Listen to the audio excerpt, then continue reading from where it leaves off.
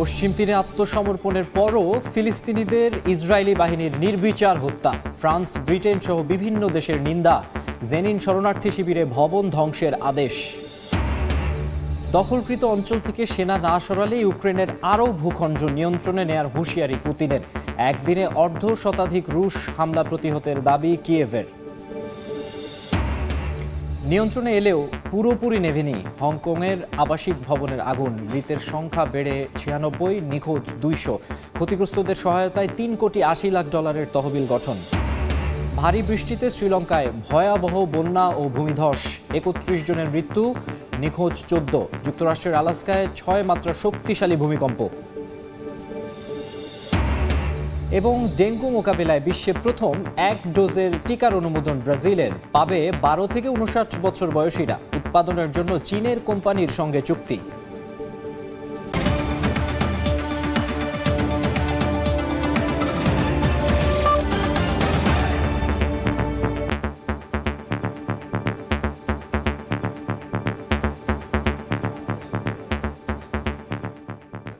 আন্তর্জাতিক সময়ের সঙ্গে আছি আমি মাকসুম আলম খান। অধিকৃত পশ্চিম তীরে হাত উঁচিয়ে আত্মসমর্পণের পরও ফিলিস্তিনিদের গুলি করে হত্যা করেছে ইসরায়েলি বাহিনী। সামাজিক মাধ্যমে ভিডিও ছড়িয়ে পড়ার পর তীব্র নিন্দা জানিয়েছে ফ্রান্স, ব্রিটেন সহ বিভিন্ন দেশ। এর মধ্যেই জেনিন শরণার্থী শিবিরে 23টি ভবন ধ্বংসের আদেশ জারি করেছে ইসরায়েল। এদিকে গাজার দক্ষিণাঞ্চলে ইসরায়েল নিয়ন্ত্রণাধীন এলাকায় টানেলে আটকে পড়া যোদ্ধাদের বের করে আনতে মধ্যস্থতাকারী দেশগুলোর সঙ্গে আলোচনার কথা জানিয়েছে হামাস। অধিকৃত পশ্চিম তীরে ইসরায়েলি বাহিনীর হাতে ফিলিস্তিনিদের হত্যার একটি ভিডিও সামাজিক যোগাযোগ মাধ্যমে ছড়িয়ে পড়লে শুরু হয় তীব্র সমালোচনা। যেখানে ফিলিস্তিনিরা হাত উঁচু করে আত্মসমর্পণ করলেও দখলদার সেনাদের গুলি করতে দেখা যায়। বর্বরচিত এই হত্যাযজ্ঞে তীব্র নিন্দা জানিয়েছে যুক্তরাজ্য, ফ্রান্স, জার্মানি ও ইতালি সহ বিশ্বের বিভিন্ন দেশ।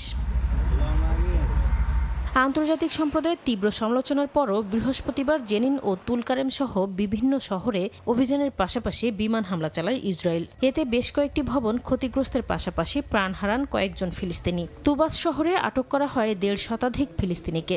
মসজিদে আগুন ধরিয়ে দেয় অবৈধভাবে বসতি স্থাপনকারী ইহুদিরা। এর মধ্যেই জেনিন শরণার্থী শিবিরে 23টি ভবন ধ্বংসের আদেশ জারি করেছে ইসরায়েলি বাহিনী, যার মধ্যে 12টি পুরোপুরি এবং 11টি আংশিক ধ্বংসের কথা বলা হয়েছে। ফিলিস্তিনিদের জন্য পরিচালিত জাতিসংঘের ত্রাণ ও কর্মসংস্থান সংস্থা UNRWA জানিয়েছে, উত্তরাঞ্চলের শরণার্থী শিবিরগুলোতে ইসরায়েলি হামলার কারণে গৃহহারা হয়ে পড়েছেন 32,000 নিরীহ ফিলিস্তিনি। এদিকে যুদ্ধবিরতির মধ্যেও অবরুদ্ধ গাজা উপত্যকায় ইসরায়েলি গণহত্যা অব্যাহত রয়েছে বলে জানিয়েছে আন্তর্জাতিক মানবাধিকার সংস্থা অ্যামনেস্টি ইন্টারন্যাশনাল। সীমিত ত্রাণ প্রবেশ করায় খাদ্যের পাশাপাশি জ্বালানি সংকটে জরুরি সেবার অর্ধেকই বন্ধ হয়ে গেছে। তীব্র ঠান্ডা আর বৃষ্টির কারণে বেড়েছে ভোগান্তি। অন্যদিকে দক্ষিণ গাজায় ইসরায়েল নিয়ন্ত্রণাধীন এলাকায় টানেলগুলোতে আটকা পড়া হামাস যোদ্ধাদের নিরাপদে বের করে আনতে আলোচনা অব্যাহত রয়েছে। হামাসের এক শীর্ষ নেতা গণমাধ্যমকে জানান, বিষয়টি সমাধানে মধ্যস্থতাকারী দেশগুলোর সঙ্গে আলোচনা ও যোগাযোগ চলছে। টানেলগুলোতে 100 থেকে 200-র মতো হামাস যোদ্ধা আটকা আছে বলে জানা গেছে। নাসরিন রুমি, সময় সংবাদ। ইরান যুক্তরাষ্ট্রের টানাপোড়েন আরও তীব্র হচ্ছে। জুনের 12 দিনের যুদ্ধকে অবৈধ আগ্রাসন আখ্যা দিয়ে জাতিসংঘে যুক্তরাষ্ট্রের কাছ থেকে পূর্ণ ক্ষতিপূরণ দাবি করেছে তেহরান। ট্রাম্প প্রশাসনের আলোচনার নামে শর্ত আরোপের কৌশলের কারণেই আলোচনার পথ বন্ধ হয়ে আছে বলে অভিযোগ করেছেন ইরানের পররাষ্ট্রমন্ত্রী আব্বাস আরাঘচি। এদিকে প্রথমবারের মতো ইরানের রেভলিউশনারি গার্ড কোর্পসকে রাষ্ট্রীয় সন্ত্রাসী পৃষ্ঠপোষক হিসেবে ঘোষণা করেছে অস্ট্রেলিয়া। ইরানের বিরুদ্ধে যুক্তরাষ্ট্র ইসরায়েলের যুদ্ধের পর বৈরিতার রেশ যেন এখনো কাটছে না। এবার যুক্তরাষ্ট্রের কাছ থেকে সরাসরি ক্ষতিপূরণ দাবি করে বসেছে ইরান। জাতিসংঘ মহাসচিব ও নিরাপত্তা পরিষদের সভাপতির কাছে পাঠানো চিঠিতে দেশটির রাষ্ট্রদূত ইরাভানি জানান, তেল আবিবের সঙ্গে সমন্বিত মার্কিন হামলা তেহরানের সার্বভৌমত্ব লঙ্ঘন করেছে। ফোর্দো, নাতাঞ্জ ও ইস্পাহান লক্ষ্য করে B-2 বোমার ও F-35 ফাইটার ব্যবহারের মার্কিন স্বীকারোক্তিকে জাতিসংঘ সনদের স্পষ্ট লঙ্ঘন হিসেবে দাবি করেছে দেশটি। ইরাভানি আরও দাবি করেছেন যে মার্কিন প্রেসিডেন্ট ডোনাল্ড ট্রাম্পের প্রকাশ্য মন্তব্যে যুক্তরাষ্ট্রের অংশগ্রহণ নিশ্চিত হওয়ায় আন্তর্জাতিক মানবাধিকার আইনে অপরাধের দায়ও স্পষ্ট। ইরান বলছে অন্তত 1064 মানুষের প্রাণহানি ঘটানো ইসরায়েলি হামলায় যুক্তরাষ্ট্রও সমানভাবে দায়ী। ফ্রান্সের গণমাধ্যমকে দেয়া সাক্ষাৎকারে ইরানের পররাষ্ট্রমন্ত্রী আব্বাস আরাকচি সতর্ক করেছেন যে বোমা বর্ষণের পর ক্ষতিগ্রস্ত পারমাণবিক স্থাপনায় প্রবেশ এখন অত্যন্ত ঝুঁকিপূর্ণ।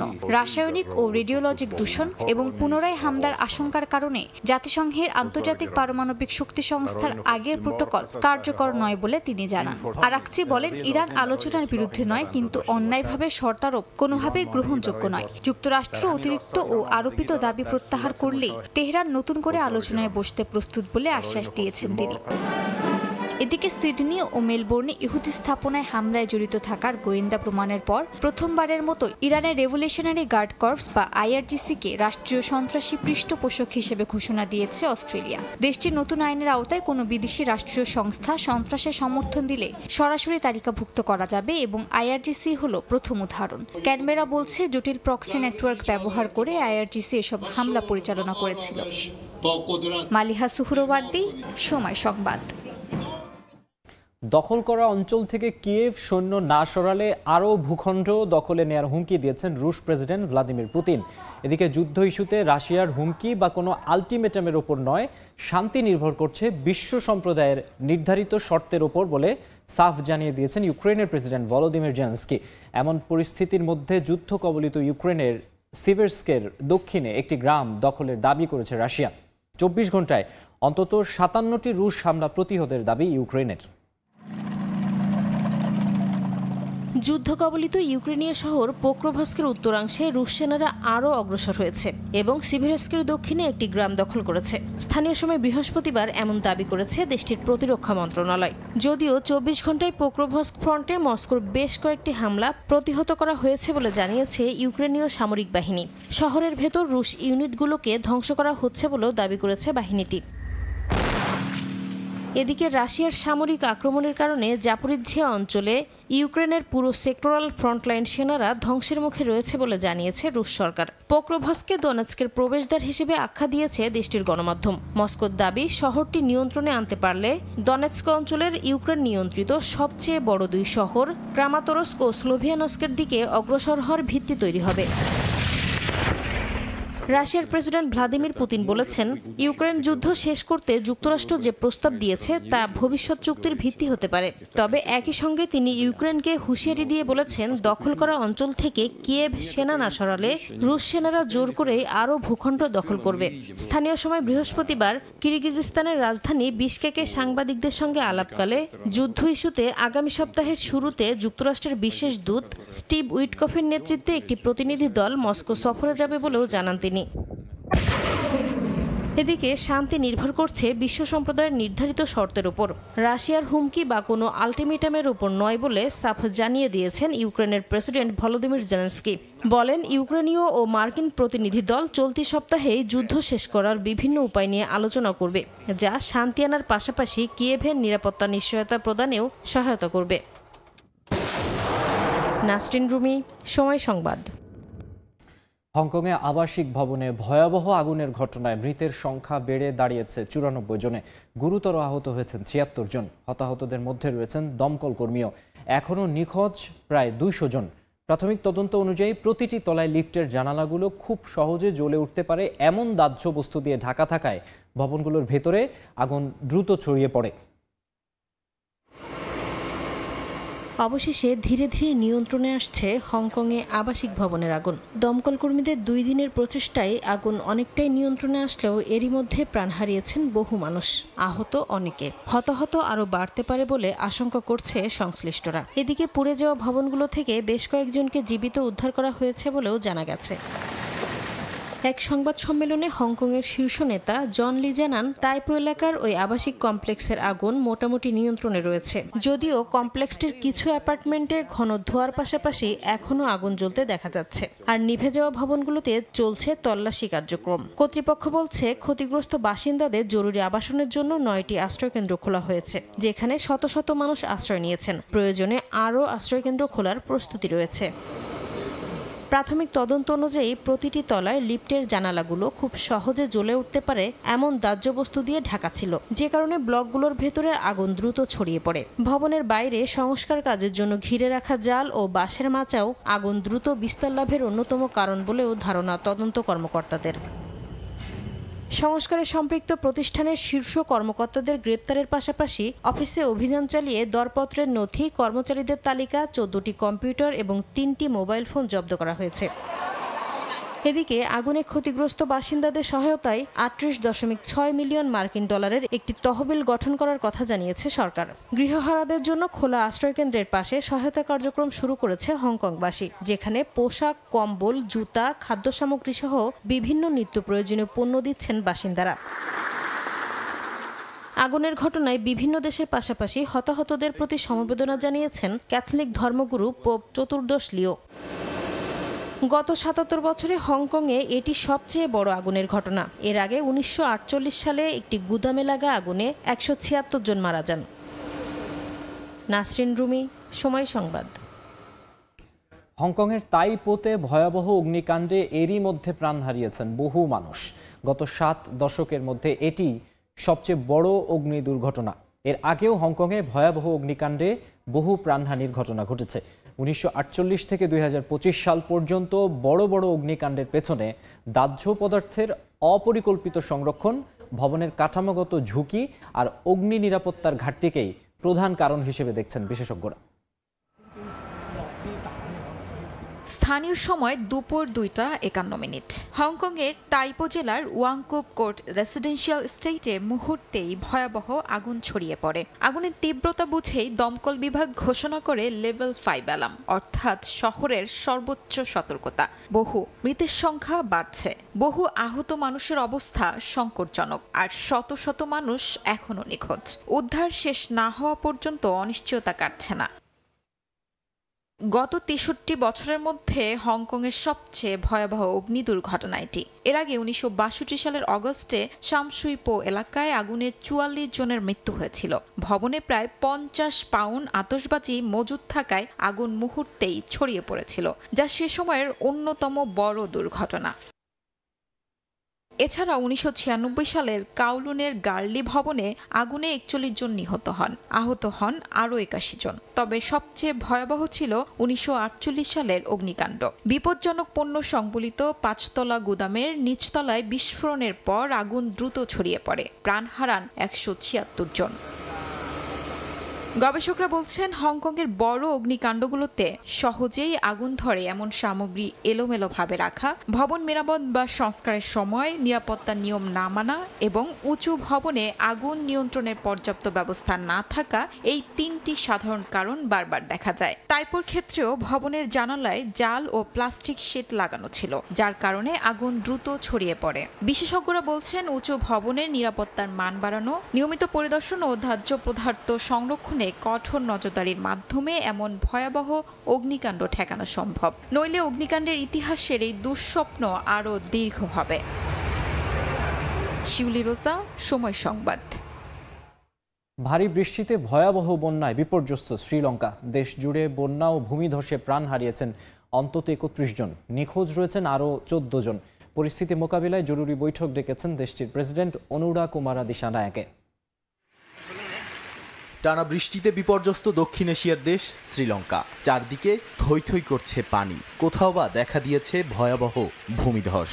বন্ধ রয়েছে সড়ক মহাসড়ক। উদ্ধার কার্যক্রম ও মানবিক সহায়তা দিতে বেগ পেতে হচ্ছে উদ্ধারকর্মীদের। বন্যার পানি আর ভূমিধসের কারণে এরই মধ্যে নিহত হয়েছেন বেশ কয়েকজন, নিখোঁজ রয়েছেন আরও অনেকে। দেশটির দুর্যোগ ব্যবস্থাপনা কর্তৃপক্ষ জানায়, সাম্প্রতিক বছরগুলোর মধ্যে অন্যতম ভয়াবহ আবহাওয়াজনিত বিপর্যয়ের মুখে পড়েছে শ্রীলঙ্কা। মধ্যাঞ্চল ও পাহাড়ি এলাকায় ভারী বর্ষণে নদীর পানি ঢুকে ডুবে গেছে সড়ক ও জনপথ। বিদ্যুৎ ও যোগাযোগ বিচ্ছিন্ন বহু এলাকা, তলিয়ে গেছে বিস্তীর্ণ এলাকার কৃষি জমি। আবহাওয়া বিভাগ বলছে, পরিস্থিতি হতে পারে আরও ভয়াবহ। পূর্বাভাস দিচ্ছে দেশটির ইতিহাসে সর্বোচ্চ বৃষ্টিপাতের। এতে নতুন করে বন্যা ও ভূমিধসের ঝুঁকি রয়েছে।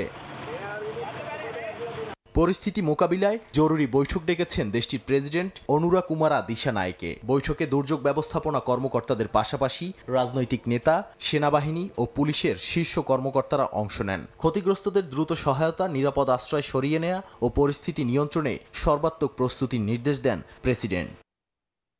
নাদিম মারজান, সময় সংবাদ। শক্তিশালী ভূমিকম্পে কেঁপে উঠল যুক্তরাষ্ট্রের আলাস্কা অঙ্গরাজ্য। স্থানীয় সময় বৃহস্পতিবার সকাল 8:11 অঙ্গরাজ্যের অ্যাঙ্কোরেজ এলাকায় আঘাত হানে 6 মাত্রার এই ভূমিকম্প। যুক্তরাষ্ট্রের ভূতাত্ত্বিক জরিপ সংস্থা জানায়, ভূমিকম্পটির উৎপত্তিস্থল ছিল সুসিটনা এলাকার উত্তর পশ্চিমে প্রায় 12 কিলোমিটার দূরে ভূগর্ভের 69 কিলোমিটার গভীরে। ঘটনার পর অ্যাঙ্কোরেজের মেয়র সুজান লা ফ্রান্স জানান, জরুরি পরিদর্শনে শহরের গুরুত্বপূর্ণ সরকারি অবকাঠামোয় কোনো ত্রুটি পাওয়া যায়নি। একই সঙ্গে মার্কিন সুনামি সতর্কতা কেন্দ্র জানায়, সুনামির আশঙ্কাও নেই। 2021 সালের পর এই প্রথম দক্ষিণ মধ্য আলাস্কায় এই ধরনের শক্তিশালী কম্পন অনুভূত হলো। এদিকে ইন্দোনেশিয়ার সুমাত্রা দ্বীপের উত্তরাঞ্চলে 6.6 মাত্রার শক্তিশালী ভূমিকম্প অনুভূত হয়েছে। জার্মান রিসার্চ সেন্টার GFZ জানায়, স্থানীয় সময় বৃহস্পতিবার এই ভূমিকম্প আঘাত হানে। ভূমিকম্পের উৎপত্তিস্থল ছিল ভূপৃষ্ঠ থেকে মাত্র 10 কিলোমিটার গভীরে। কেন্দ্রবিন্দু উত্তর সুমাত্রা উপকূলের কাছাকাছি সাগর এলাকায় অবস্থিত। উৎপত্তিস্থল গভীর না হওয়ায় কম্পনটি বিস্তৃত অঞ্চলে অনুভূত হয়েছে, যদিও তাৎক্ষণিকভাবে কোনো ক্ষয়ক্ষতির তথ্য পাওয়া যায়নি। ভূমিকম্পের জেরে বিভিন্ন জায়গায় ব্যাপক আকারে বন্যা ও ভূমিধসের সতর্কতা জারি করা হয়, তবে কোনো সুনামি সতর্কতা জারি করা হয়নি। ডেঙ্গু মোকাবিলায় বিশ্বের প্রথম 1 ডোজের টিকার অনুমোদন দিল ব্রাজিল। ব্রাজিলিয়ান কর্তৃপক্ষ এই টিকার অনুমোদন দিয়ে একে ঐতিহাসিক অর্জন বলে অভিহিত করে। আপাতত 12 থেকে 59 বছর বয়সীরা বুটানটান ডিভি নামের টিকাটি নিতে পারবেন। এরই মধ্যে টিকা উৎপাদনের জন্য চীনের একটি কোম্পানির সঙ্গে চুক্তি করেছে দেশটি। স্থানীয় সময় বুধবার ব্রাজিলের স্বাস্থ্য খাত নিয়ন্ত্রণকারী সংস্থা এনভিসা 12 থেকে 59 বছর বয়সীদের শরীরে 1 ডোজের ডেঙ্গু টিকা ব্যবহারের অনুমোদন দেয়। বুটানটান ডিভি নামের টিকাটি তৈরি করেছে সাও পাওলোর প্রতিষ্ঠান বুটানটান ইনস্টিটিউট। তাপমাত্রা বৃদ্ধির কারণে বিশ্বজুড়ে ডেঙ্গুর প্রাদুর্ভাব বৃদ্ধির মধ্যেই মশাবাহিত এই রোগটি মোকাবিলায় প্রথম 1 ডোজের টিকার অনুমোদন দিয়ে বিশ্বকে তাক লাগিয়ে দিয়েছে দেশটি। এক সংবাদ সম্মেলনে বুটানটান ইনস্টিটিউটের পরিচালক এসপার কালাস জানান, ব্রাজিলের বিজ্ঞান ও স্বাস্থ্য খাতের জন্য এটি একটি ঐতিহাসিক অর্জন। দশকের পর দশক ধরে যে রোগ ব্রাজিল তথা বিশ্ববাসীকে বিপর্যস্ত করে রেখেছে, তার বিরুদ্ধে এবার খুব শক্তিশালী একটি অস্ত্র দিয়ে লড়াই করা যাবে বলেও মন্তব্য করেন তিনি। মূলত ব্রাজিল জুড়ে 8 মাস ধরে পরীক্ষা চালানোর পর 1 ডোজের এই টিকার অনুমোদন দেয়া হয়। এর আগে দেশটির অন্তত 16,000 স্বেচ্ছাসেবকের শরীরে এটি পরীক্ষামূলকভাবে প্রয়োগ করা হয়েছে। সেখানে গুরুতর ডেঙ্গু সংক্রমণের বিরুদ্ধে টিকার কার্যকারিতা পাওয়া গেছে 91.6%। এরই মধ্যে এই টিকা উৎপাদনের জন্য চীনের কোম্পানি উশি বায়োলজিক্সের সঙ্গে চুক্তি করেছে ব্রাজিল। চুক্তি অনুযায়ী 2026 সালের দ্বিতীয়ার্ধে প্রায় 3 কোটি ডোজ টিকা তৈরি করে দেবে চীনা কোম্পানিটি। বিশ্ব স্বাস্থ্য সংস্থার তথ্য অনুযায়ী বর্তমানে সারা বিশ্বে শুধু TAK-003 নামে ডেঙ্গুর একটি টিকা রয়েছে, যেটি 3 মাস ব্যবধানে 2 ডোজ নিতে হয়। সংস্থাটির হিসেব অনুযায়ী 2024 সালে বিশ্বব্যাপী 1,46 লাখের বেশি ডেঙ্গু রোগী শনাক্ত হয়। মারা যান রেকর্ড প্রায় 12,000 মানুষ, যার অর্ধেকই ব্রাজিলের। নাসরিন রুমি, সময় সংবাদ। যুক্তরাষ্ট্রের ওয়াশিংটন ডিসিতে বন্দুক হামলার ঘটনায় আহত ন্যাশনাল গার্ডের এক সদস্য মারা গেছেন। আরেকজনের অবস্থা এখনও সংকটজনক বলে জানিয়েছেন মার্কিন প্রেসিডেন্ট ডোনাল্ড ট্রাম্প। হোয়াইট হাউসের ঠিক কাছে ঘটে যাওয়া এই হামলায় নিহত সৈনিক সারা বেকস্ট্রমকে সম্মানিত ও অসাধারণ তরুণ হিসেবে বর্ণনা করেছেন ট্রাম্প। এই ঘটনার পর আফগানিস্তান সহ 19টি দেশের গ্রিন কার্ডধারীদের অভিবাসন নথি নতুন করে খতিয়ে দেখার ঘোষণা দিয়েছে যুক্তরাষ্ট্র। আটক সন্দেহভাজন একজন আফগান নাগরিক, যিনি আগে মার্কিন বাহিনীর সঙ্গে কাজ করতেন এবং কয়েক মাস আগে রাজনৈতিক আশ্রয় পেয়েছিলেন। ট্রাম্প প্রশাসনের নতুন নির্দেশে বলা হয়েছে, উদ্বেগের তালিকাভুক্ত দেশগুলো থেকে আগত প্রত্যেকের গ্রিন কার্ড পুনরায় কঠোরভাবে পর্যালোচনা করা হবে। আগামী বছর যুক্তরাষ্ট্রে হতে যাওয়া G20 সম্মেলনে দক্ষিণ আফ্রিকাকে অংশ নিতে দেওয়া হবে না বলে ঘোষণা দিয়েছেন মার্কিন প্রেসিডেন্ট ডোনাল্ড ট্রাম্প। সামাজিক যোগাযোগ মাধ্যমে দেয়া পোস্টে তিনি দেশটির বিরুদ্ধে আবারও শ্বেতাঙ্গ আফ্রিকানদের হত্যার অভিযোগ তোলেন। একই সঙ্গে দেশটিকে দেয়া সব ধরনের অর্থায়ন বন্ধের হুমকি দেন। ট্রাম্পের ট্রুথ সোশ্যাল পোস্টে বলা হয়েছে, দক্ষিণ আফ্রিকা কোনো সংগঠনের সদস্য হওয়ার যোগ্য নয় এবং যুক্তরাষ্ট্র তাৎক্ষণিকভাবে সব ধরনের অর্থ ও ভর্তুকি বন্ধ করবে। মানবাধিকার বিশেষজ্ঞরা দীর্ঘদিন ধরেই বলছেন, আফ্রিকানদের বিরুদ্ধে গণহত্যার দাবির কোনো বাস্তব বা পরিসংখ্যানগত ভিত্তি নেই। ভেনেজুয়েলার সঙ্গে উত্তেজনার মধ্যেই পুয়ের্তো রিকোর রুজভেল্ট নৌ ঘাঁটিতে পৌঁছেছে মার্কিন যুদ্ধবিমান। মাদক পাচার রোধে বিভিন্ন জায়গায় আরও সেনা ও যুদ্ধ বিমান মোতায়েন করা হবে বলে জানিয়েছেন মার্কিন প্রতিরক্ষামন্ত্রী পিট হেগসেথ। এদিকে ভেনেজুয়েলার উপর আরোপিত নিষেধাজ্ঞার নিন্দা জানিয়েছেন প্রেসিডেন্ট নিকোলাস মাদুরো। একই সঙ্গে সহনশীল হওয়ার জন্য বাসিন্দাদের প্রশংসা করেছেন তিনি। ভেনেজুয়েলার সঙ্গে যুক্তরাষ্ট্রের সম্পর্ক ক্রমেই খারাপের দিকে গড়াচ্ছে। এমনকি যুদ্ধের হুমকি দিয়ে ভেনেজুয়েলার প্রেসিডেন্ট নিকোলাস মাদুরোর ওপর সামরিক চাপ বাড়াচ্ছেন মার্কিন প্রেসিডেন্ট ডোনাল্ড ট্রাম্প, বাড়াচ্ছেন ক্যারিবীয় দ্বীপে মার্কিন সামরিক উপস্থিতি। এর মধ্যেই স্থানীয় সময় বুধবার পুয়ের্তো রিকোর সাইবা এলাকায় সাবেক রুজভেল্ট রোডস নৌঘাঁটিতে মার্কিন নৌবাহিনীর CH-53 সুপার স্ট্যালিয়ন হেলিকপ্টার ও F-35B স্টেলথ যুদ্ধবিমান দাঁড়িয়ে থাকতে দেখা যায়। যার মার্কিন কর্মকর্তার বরাতে বার্তা সংস্থা রয়টার্স জানায়, মূলত শক্তি প্রদর্শন করতে এই পদক্ষেপ নিয়েছেন তারা। এর আগে সোমবার প্রেসিডেন্ট ডোনাল্ড ট্রাম্পের সামরিক উপদেষ্টা ড্যান কেইন সেখানে গিয়ে সেনাদের সঙ্গে কথা বলেন। এর মধ্যেই নিজ ভূখণ্ডে সাময়িকভাবে মার্কিন সেনা মোতায়েনের অনুমতি দিয়েছে ক্যারিবীয় দেশ ডমিনিকান রিপাবলিক। মার্কিন প্রতিরক্ষা মন্ত্রী পিট হেগসেথ অন্যান্য দেশেও সেনা মোতায়েনের আগ্রহ প্রকাশ করেন। মাদক পাচার রোধে প্রয়োজনে আরও সেনা ও যুদ্ধবিমান মোতায়েনের কথাও জানান হেগসেথ। মাদক পাচারকারী গোষ্ঠীগুলোর কার্যক্রম বন্ধে অক্লান্ত পরিশ্রম করছি। এই সর্বজনীন দুর্যোগের বিরুদ্ধে লড়াই করার জন্য যেখানেই প্রয়োজন আমরা সেখানেই সেনা মোতায়েন করব। এরই মাঝে প্রেসিডেন্ট নিকোলাস মাদুরো ভেনেজুয়েলার উপর আরোপিত নিষেধাজ্ঞার কড়া সমালোচনা করেন। 2016-18 সালের নিষেধাজ্ঞা ভেনেজুয়েলার 99% আয়ের পথ বন্ধ করে দিয়েছিল বলে অভিযোগ করেন তিনি, যদিও দেশটি ধাপে ধাপে ঘুরে দাঁড়িয়েছে বলে উল্লেখ করেন প্রেসিডেন্ট। সাদিয়া তাসনিম, সময় সংবাদ। আগামী জাতীয় সংসদ নির্বাচন ঘিরে প্রবাসী বাংলাদেশিদের আগ্রহ দিন দিন বাড়ছে। তাদের দাবি, দ্রুত নির্বাচন অনুষ্ঠিত হলেই দেশের জন্য মঙ্গল। প্রথমবারের মতো পোস্টাল ব্যালটে ভোট দেওয়ার সুযোগ তাদের কৌতূহল আরও বাড়িয়ে দিয়েছে। সংযুক্ত আরব আমিরাত থেকে শিবলি আল সাদিকের রিপোর্টে বিস্তারিত। সংযুক্ত আরব আমিরাতে প্রবাসী বাংলাদেশিদের উপস্থিতি দেশটির অর্থনীতি ও সমাজ জীবনের একটি গুরুত্বপূর্ণ অংশ। ব্যবসা ও প্রযুক্তি সহ সব ক্ষেত্রে তাদের উল্লেখযোগ্য অবদান রয়েছে।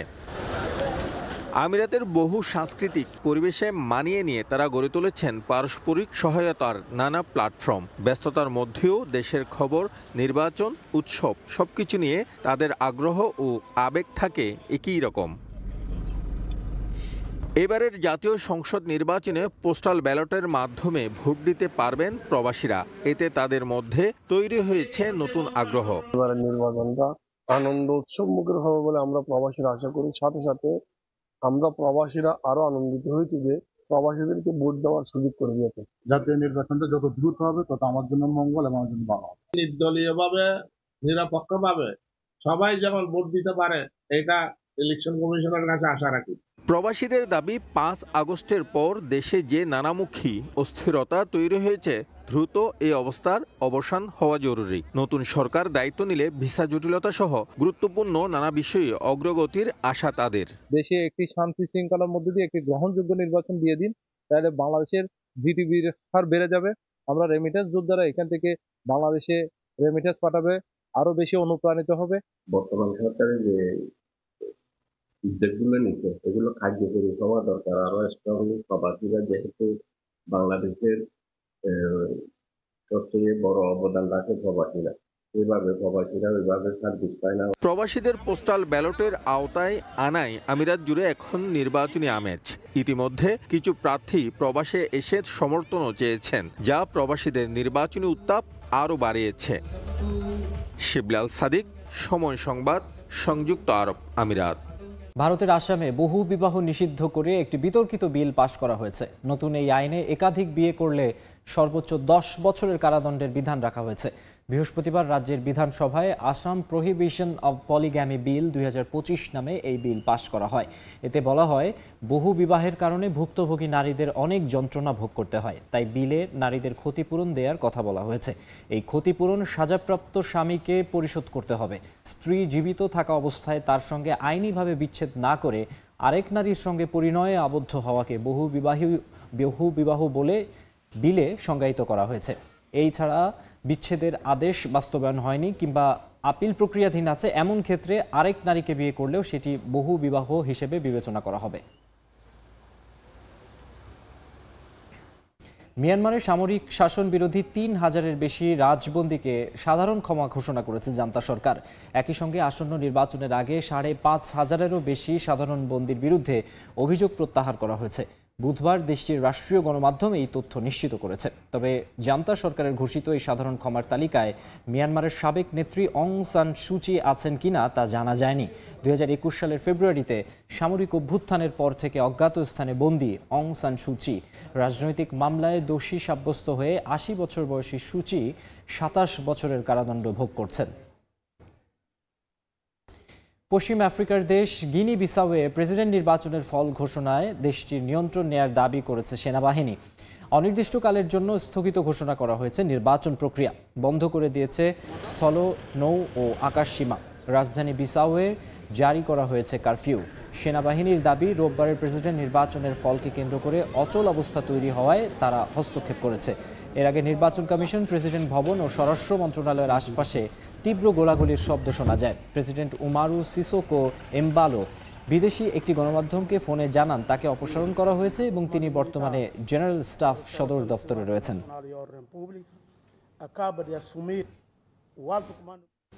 ইরাকের কুর্দিস্তানের খোর মোর গ্যাস ক্ষেত্রে রকেট হামলায় বন্ধ হয়ে গেছে গ্যাস উৎপাদন।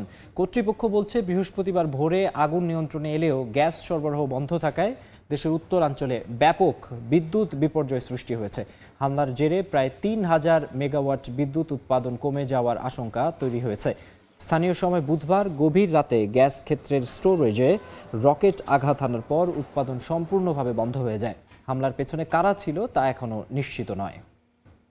অস্ট্রেলিয়ার পূর্ব উপকূলে সৈকতে হাঙরের হামলায় একজন নিহত হয়েছেন, গুরুতর আহত হয়েছেন আরও একজন।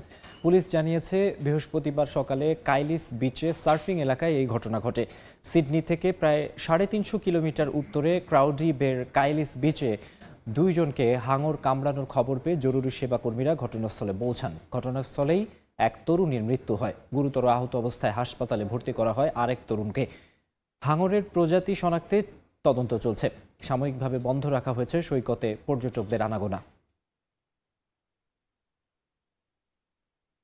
14 বছরের মধ্যে প্রথমবারের মতো এবছর স্যামসাংয়ের চেয়ে বেশি স্মার্টফোন বাজারে আনবে অ্যাপল। বুধবার এক প্রতিবেদনে এমনটাই জানিয়েছে গবেষণা প্রতিষ্ঠান কাউন্টার পয়েন্ট রিসার্চ। এতে স্যামসাংয়ের চেয়ে অ্যাপলের বাজার শেয়ার বাড়বে 0.7%। 1 দশকেরও বেশি সময় ধরে স্যামসাং ও অ্যাপলের হাতেই স্মার্টফোনের বৈশ্বিক বাজারের নিয়ন্ত্রণ। সামগ্রিকভাবে স্মার্টফোন বাজারজাতের দিক থেকে বরাবরই এগিয়ে থাকে স্যামসাং। তবে চলতি বছর ঘুরতে শুরু করেছে অ্যাপলের ভাগ্যের চাকা। 14 বছরের মধ্যে প্রথমবারের মতো স্যামসাং এর চেয়ে বেশি স্মার্টফোন বাজারে আনবে অ্যাপল। বুধবার এক প্রতিবেদনে এমনটাই জানিয়েছে গবেষণা প্রতিষ্ঠান কাউন্টার পয়েন্ট রিসার্চ। প্রতিবেদনে বলা হয়, চলতি বছর 24 কোটি 30 লাখ আইফোন বাজারে আনবে অ্যাপল, যেখানে স্যামসাং সরবরাহ করবে 23 কোটি 50 লাখ স্মার্টফোন। এতে বৈশ্বিক স্মার্টফোনের বাজারে অ্যাপলের শেয়ার হবে 19.4% আর স্যামসাং এর থাকবে 18.7%। গবেষণা প্রতিষ্ঠানটি জানায়, আইফোন 17 সিরিজের ফোন বাজারে আসার পর প্রথম 4 সপ্তাহে আইফোন 16 সিরিজের তুলনায় 12% বেশি বিক্রি হয়েছে যুক্তরাষ্ট্রে, আর চীনে বিক্রি হয়েছে 18% বেশি। কাউন্টার পয়েন্ট রিসার্চ জানায়, করোনার সময় যারা আইফোন কিনেছিলেন তারা এখন আপগ্রেডের ধাপে প্রবেশ করেছে, আর এতেই বিক্রি বেড়েছে আইফোন 17-এর। অ্যাপলের এই এগিয়ে যাওয়া স্যামসাংকে বেশ চাপের মধ্যে ফেলবে বলেই জানিয়েছে গবেষণা প্রতিষ্ঠানটি। অন্তরা সেন, সময় সংবাদ। কুয়েতের স্বাধীনতার পুনর্গঠনে দায়িত্ব পালন করছেন বাংলাদেশ সেনাবাহিনীর 5000-এর বেশি সেনা সদস্য। 1991 সালের উপসাগরীয় যুদ্ধের সময় ইরাকি সেনাদের পুঁতে রাখা মাইন অপসারণ থেকে শুরু করে যুদ্ধবিধ্বস্ত অবকাঠামো নির্মাণে অবদান রেখেছেন এই সেনা সদস্যরা। কুয়েতে সশস্ত্র বাহিনী দিবসের 55তম বর্ষপূর্তি উপলক্ষে আয়োজিত অনুষ্ঠানে বাংলাদেশ সেনাবাহিনীর নানা অবদান তুলে ধরা হয়। কুয়েত থেকে মঈন সুমনের রিপোর্ট। উপসাগরীয় দেশগুলোর মধ্যে প্রথম বাংলাদেশকে স্বীকৃতি দেওয়া দেশ কুয়েত। 1991 সালে উপসাগরীয় যুদ্ধের সময় ইরাকের দখলদারিত্ব থেকে কুয়েত রক্ষায় এবং যুদ্ধ বিধ্বস্ত অবকাঠামো পুনর্গঠনে অগ্রণী ভূমিকা পালন করে বাংলাদেশ সেনাবাহিনী। দেশটির স্বাধীনতা পরবর্তী পুনর্গঠনেও অংশীদার বাংলাদেশের বীর সেনারা। ইরাকি সেনাদের পুঁতে রাখা মাইন মুক্ত করা থেকে শুরু করে বাংলাদেশি সেনাদের সব অবদানের স্মৃতি গর্বের সঙ্গে স্মরণ করা হয়। বর্তমানেও তারা 11টি কন্টিনজেন্টে বিভক্ত হয়ে মাইন অপসারণ, টেলিকমিউনিকেশন, আইটি সাপোর্ট, চিকিৎসা সেবা, প্রকৌশল ও নির্মাণ সহ আধুনিক কুয়েত গঠনের প্রতিটি ধাপে অবদান রেখে চলেছেন। বুধবার রাতে স্থানীয় হোটেলে বাংলাদেশ দূতাবাসের আয়োজনে সশস্ত্র বাহিনী দিবসের বর্ণাঢ্য সংবর্ধনা অনুষ্ঠানের আয়োজন করা হয়। প্রতিরক্ষা attaché brigadier general Rakibul Karim Chowdhury দিবসটির ইতিহাস, গৌরব ও তাৎপর্য তুলে ধরেন। এ সময় মহান স্বাধীনতা ও 24-এর আন্দোলনে নিহতদের স্মৃতি তুলে ধরেন কুয়েতে নিযুক্ত বাংলাদেশের রাষ্ট্রদূত। 1991 সালের যে উপসাগরীয় যুদ্ধ, সেই সময় বাংলাদেশ সেনাবাহিনী যেমন অংশগ্রহণ করেছিল, বর্তমানে কুয়েত সেনাবাহিনীর সাথে থেকে বাংলাদেশের সেনা, নৌ এবং বিমান বাহিনীর সদস্যরা অপারেশন কুয়েত পুনর্গঠনের আন্ডারে বাংলাদেশ মিলিটারি কন্টিনজেন্টের সদস্য হিসেবে তারা কুয়েতের বিভিন্ন ক্ষেত্রে তারা দায়িত্ব পালন করে যাচ্ছে। এবং যেহেতু কুয়েত সশস্ত্র বাহিনীর আমরা কনফারেন্স গ্রহণ করতে পেরেছি, সেই জন্যেই দীর্ঘ 34 বছর ধরে এই আমাদের কুয়েত সেনাবাহিনীর সাথে সংশ্লিষ্টতা বজায় আছে। অনুষ্ঠানের প্রধান অতিথির বক্তব্যে উপসাগরীয় যুদ্ধে বাংলাদেশ সেনাবাহিনীর অবদানের ভূয়সী প্রশংসা করেন কুয়েত সশস্ত্র বাহিনীর assistant chief of staff for administration and man power major general Firas আদেলাল শাহিন। 1991 সালে যুদ্ধবিধ্বস্ত দেশ কুয়েত পুনর্গঠনে বাংলাদেশ সেনাবাহিনীর অবদানকে শ্রদ্ধার সাথে স্মরণ করি। কৃতজ্ঞতা ও ধন্যবাদ জ্ঞাপন করছি বাংলাদেশ সরকারের প্রতি। তারা যেভাবে এখানে টেলিকমিউনিকেশন, আইটি, চিকিৎসা, প্রকৌশল ও নির্মাণ সহ আধুনিক কুয়েত গঠনে ভূমিকা রাখছে, তাদের মেধার শ্রম দিয়ে আমরা কৃতজ্ঞ তাদের প্রতি। বাংলাদেশের সঙ্গে আমাদের বন্ধুত্ব আরও সুদৃঢ় হবে এবং অটুট থাকবে। অনুষ্ঠানে উপস্থিত ছিলেন বিভিন্ন দেশের রাষ্ট্রদূত, কূটনৈতিক কোরের সদস্য, কুয়েতের নাগরিক সমাজের প্রতিনিধি সহ দেশটিতে বসবাসরত বাংলাদেশি কমিউনিটির অনেকে। মঈন সুমন, সময় সংবাদ, কুয়েত। 2029 সালের মধ্যে ইউরোপে 3 লাখ গাড়ি তৈরির ঘোষণা দিয়েছে চীনা গাড়ির ব্র্যান্ড গ্রেট ওয়াল মোটর। এ কারণে স্পেন ও হাঙ্গেরিকে কারখানা তৈরির জন্য প্রাথমিকভাবে বিবেচনা করছে প্রতিষ্ঠানটি। চীনের অভ্যন্তরীণ বাজারে প্রতিযোগিতা বাড়ায় আর মার্কিন উচ্চ শুল্কের কারণে বাইরের বাজারের দিকে ঝুঁকতে হচ্ছে বলে জানিয়েছে গ্রেট ওয়াল মোটর কর্তৃপক্ষ। চীনের গাড়ির বাজারে বাড়ছে প্রতিযোগিতা। দেশটির অটোমোবাইল শিল্প দ্রুত বড় হওয়ায় বাজারে টিকে থাকতে প্রতিটি ব্র্যান্ডই কমাচ্ছে নিজেদের তৈরি গাড়ির দাম। তবে এই চাপ থেকে বেরিয়ে আসতে অনেক চীনা প্রতিষ্ঠান নজর দিচ্ছে ইউরোপের বাজারে, যেখানে বাড়ছে বৈদ্যুতিক গাড়ির চাহিদা। এমন পরিস্থিতিতে চীনের গাড়ি নির্মাতা প্রতিষ্ঠান গ্রেট ওয়াল মোটর 2029 সালের মধ্যে 3 লাখ গাড়ি তৈরির লক্ষ্য নিয়ে ইউরোপে তাদের বড় কারখানা গড়ে তোলার ঘোষণা দিয়েছে। 2023 সালের মধ্যে মোট 10 লাখ গাড়ি বিক্রির লক্ষ্য ঠিক করেছে প্রতিষ্ঠানটি। এজন্য কারখানা নির্মাণে স্পেন ও হাঙ্গেরিকে প্রাথমিক পর্যায়ে বাছাই করেছে প্রতিষ্ঠানটি। আমরা শুধু একটি কারখানা বানাতে চাই না, আমরা ইউরোপে দীর্ঘমেয়াদী প্রতিযোগিতায় নামতে চাই। ইউরোপ ইঞ্জিন প্রযুক্তির বড় বাজার হওয়ায় পেট্রোল, হাইব্রিড ও ইলেকট্রনিক সব ধরনের গাড়ি তৈরির পরিকল্পনার কথা জানিয়েছে গ্রেট ওয়াল মোটর। তবে শ্রম খরচ, শুল্ক নীতি ও লজিস্টিক সুবিধার কথা বিবেচনা করেই চূড়ান্ত সিদ্ধান্ত নেওয়া হবে বলে জানায় প্রতিষ্ঠানটি। অন্তরা সেন, সময় সংবাদ। ফ্রান্সের স্ট্রাসবুর্গে জ্বলে উঠেছে বড় আকর্ষণ 30 মিটার উঁচু ক্রিসমাস ট্রি।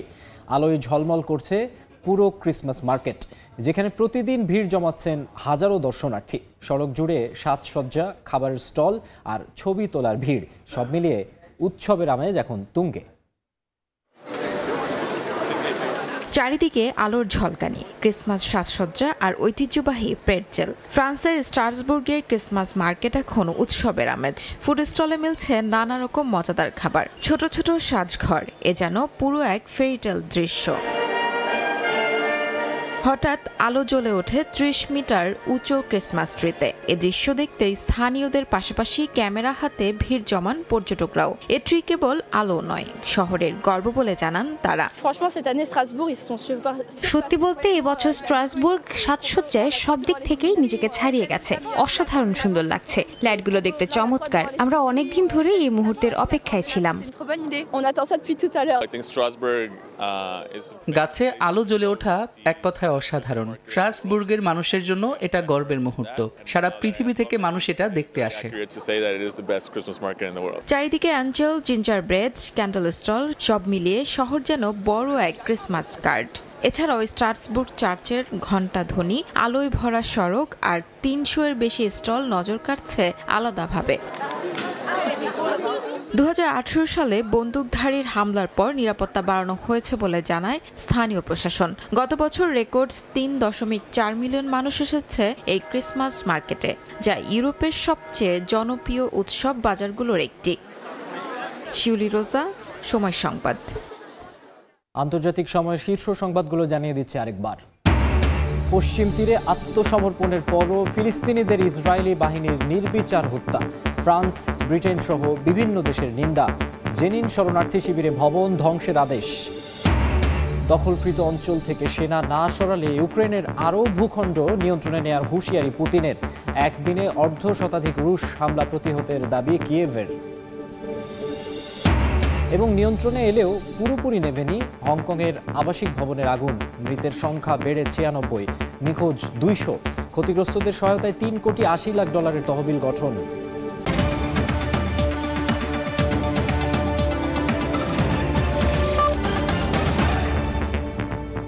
এই ছিল আন্তর্জাতিক সময়। এরপর সকাল 10টার সময় সংবাদের সঙ্গে থাকবেন আমিরুল ইসলাম আলিফ। ধন্যবাদ মাকসুম। সকাল 10টার সময় সংবাদ নিয়ে আসছি কিছুক্ষণ পর, সঙ্গে থাকুন সময়ের।